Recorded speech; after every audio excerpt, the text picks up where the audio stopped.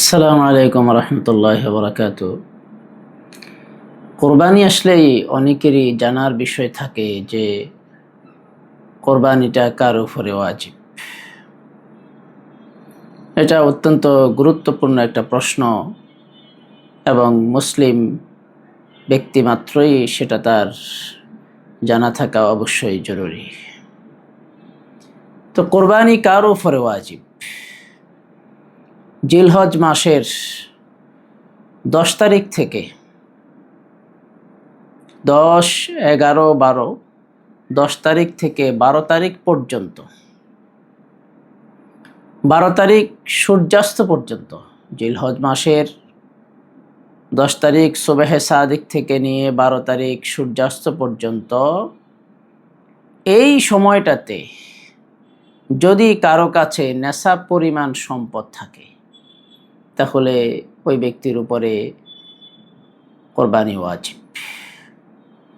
নেশাব পরিমাণ সম্পদ মানে কারো কাছে যদি 7.5 ভরি স্বর্ণ থাকে অথবা 52.5 তোলা রূপা থাকে অথবা এর সমপরিমাণ তার কাছে টাকা থাকে তাহলে তার উপরে কোরবানি ওয়াজিব।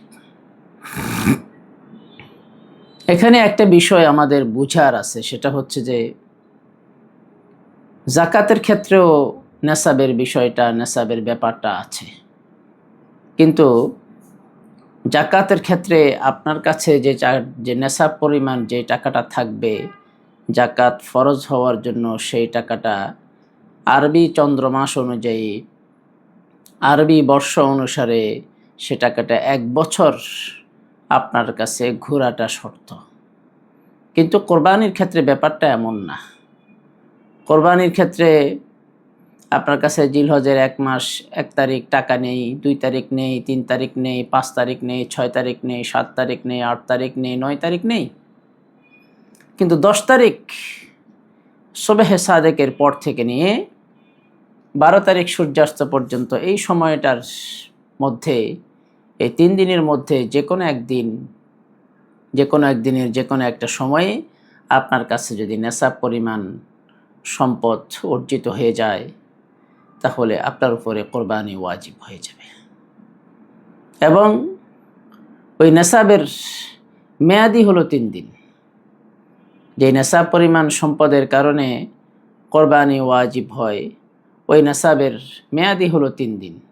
3 দিন মানে জিলহজ মাসের 10 তারিখ থেকে 10, 11, 12 তারিখ সূর্যাস্ত পর্যন্ত ওই নেশাবের মেয়াদটা থাকে। নাবালেকের কাছে যদি নেশাব পরিমাণ সম্পদ থাকে, নাবালেক অপ্রাপ্তবয়স্ক এ ধরনের ছেলেদের কাছে, মেয়েদের কাছে যদি নেশাব পরিমাণ সম্পদ থাকে তাহলে তাদের উপরে কিন্তু কোরবানি ওয়াজিব না। তেমনিভাবে কোনো ব্যক্তির কাছে নেশাব পরিমাণ সম্পদ আছে কিন্তু সে সুস্থ, বিবেক সম্পন্ন না, তথা সে ব্যক্তি পাগল, মস্তিষ্ক বিকৃতি সম্পন্ন, তাহলেও তার উপরে কোরবানি ওয়াজিব না। তো সুতরাং কোরবানি ওয়াজিবের ব্যাপারটা আমাদের সকলের কাছে যদি ক্লিয়ার থাকে তাহলে আমরা প্রত্যেকেই হিসাব করতে পারবো যে আমার কাছে কত টাকা আছে, হ্যাঁ, তা আমার উপরে কোরবানি ওয়াজিব কিনা, আমার সেই জমাকৃত, আমার সেই সঞ্চিত টাকাটা সেটা এই নেশাব পরিমাণ পৌঁছে কিনা, সেটা আমাদের সকলের কোরবানির আগেই হিসাব করে নেওয়ার এটা আমাদের দায়িত্ব। আল্লাহ তাআলা আমাদের সকলকে কোরবানির মতো একটা ওয়াজিব বিধান আল্লাহ পাক রব্বুল আলামিন আমরা যারা সামর্থ্যবান তাদের উপরে চাপিয়ে দিয়েছেন।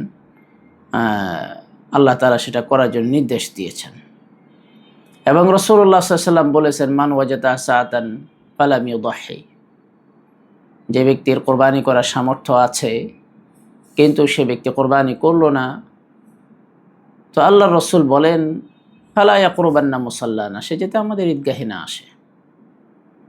সামর্থ্য থাকা সত্ত্বেও কোরবানি না করা, এই বিধানটাকে অবহেলা করা, নানানভাবে সেটাকে এড়িয়ে যাওয়ার চেষ্টা করা, এটা কোনোভাবেই একজন মুসলিমের জন্য কোনোভাবেই সমীচীন নয়।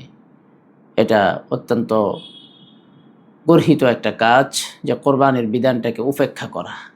আল্লাহ পাক রব্বুল আলামিন আমাদের সকলকে কোরবানি যাদের উপরে ওয়াজিব তাদেরকে সুন্দরভাবে, নিখুঁতভাবে আল্লাহর এই বিধানটাকে পালন করার জন্য, আল্লাহকে খুশি করার জন্য, হ্যাঁ, আল্লাহর উদ্দেশ্যে পশু কোরবানি করে, আল্লাহর উদ্দেশ্যে পশু উৎসর্গ করে আমাদেরকে সমূহ নেকি, অসংখ্য অগণিত নেকি আমাদেরকে অর্জন করার তৌফিক দান করেন। আসসালামু আলাইকুম ওয়া রাহমাতুল্লাহি ওয়া বারাকাতুহু।